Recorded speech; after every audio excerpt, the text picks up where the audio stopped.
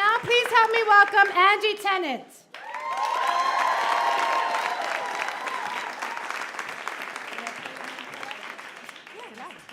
Come close. Okay. Closer? Okay. Hello. Perfect. So that was actually the best intro I could have had because a few months ago, I had the perfect New York City first date. After a slew of really terrible online dating experiences, a lot of ghosters, I had started talking to this guy, and on paper, he was perfect. He was artistic without being an artist. He was politically engaged without being a politician. He had a full-time job. He had a dog, and he had these beautiful eyes. And our banter was amazing. Charming, incredibly sardonic, witty, loved it. And so we decide to meet up at a West Village bar. And I get there early because I'm neurotic. And I order a glass of wine, and I sit and I wait just long enough to convince myself that all of this is going to be a colossal waste of time. But then he walks in, and he is perfect in person. He is tall, lean, slightly muscular, bearded, glasses, and those eyes. And then he's got this smile that just makes me want to make him laugh. And so the night just takes off from there. We hit it off just as well as we had over text messaging, and we cannot stop talking to each other. We're curious, we're vivacious for each other, we're so intrigued by one another. We talk about the big stuff, the little stuff, the funny stuff. We, at one point, have to leave the bar because it gets so loud we can't hear each other, and all we want to do is hear each other. And so we go outside, and we order more wine, and we just keep wanting to stay, but then it starts raining. So we have this moment where we're like, oh, this could end, but neither one of us wants it to end. So he's like, I know another bar. And I was like, great.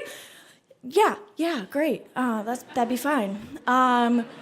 So we get a little lost in the West Village on the cobblestone streets until he finally finds us the bar he was looking for, and we grab a table in the back, and here's where we get into it.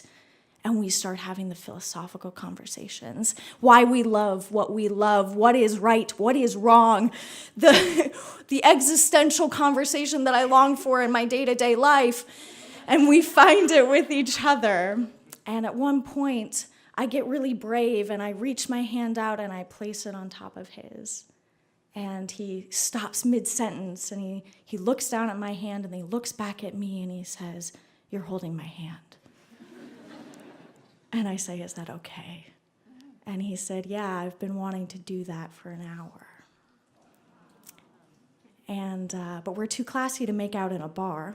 So he suggests we go for a walk. And so we do. We wind our way through Washington Square Park, and a little way through, he holds my hand.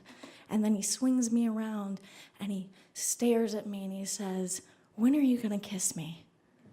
And I say, "Probably when you kiss me." And so he takes me over to a bench, and we make out, and it's amazing. And it is in this moment where I say, this is it. This is the person. Oh my God, I fucking found him. It is, yeah, it's all there. It's magic, we're floating, and we don't want it to end, but he's got the full-time job. So it's getting late, and he needs to get home, and as we're walking back to West 4th, he grabs my hand again. He goes, "Actually, are you hungry?" And I say, "No, but take me to get some pizza." And so we get 2 slices of cheese pizza, and we make out in a dirty pizzeria.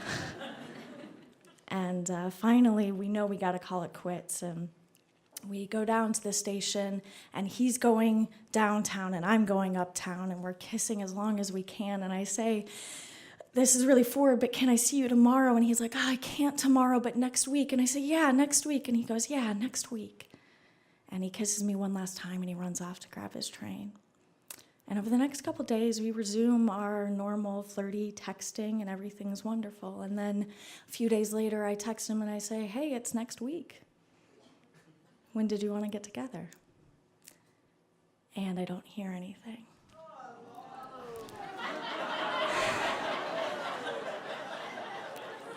for 24 hours, and then it becomes 48 hours. And at this point, I know that I've deluded myself entirely. But he does text me back, and he says, hey, sorry I've been MIA. You deserve better than that. I had the most amazing first date with you. I was so excited to see where this is going, but something's developed with a really close friend of mine, and I feel like I need to go explore that exclusively. You have to understand I've known this person for 5 years. And I curse him because I can't even be fucking mad at him, because that is a classy way to break up with somebody. So I write back, yeah, I completely understand. Been there.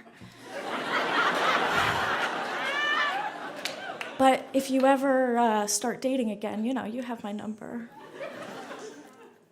And he says, yes, of course, you'll be the first to know. And that was 4.5 months ago. And I still, every once in a while, can delude myself into thinking that his name will pop up on my phone. Thank you.